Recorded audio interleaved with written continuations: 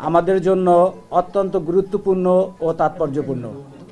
জুলাই ২৪-এর গণ আন্দোলনের যেসব শহীদ তাদের জীবন দিয়ে জাতির জন্য আত্মত্যাগ করেছে, তাদের স্মৃতি ও আত্মত্যাগের প্রতি গভীর শ্রদ্ধা জানিয়ে আমরা আজ একত্রিত হয়েছি।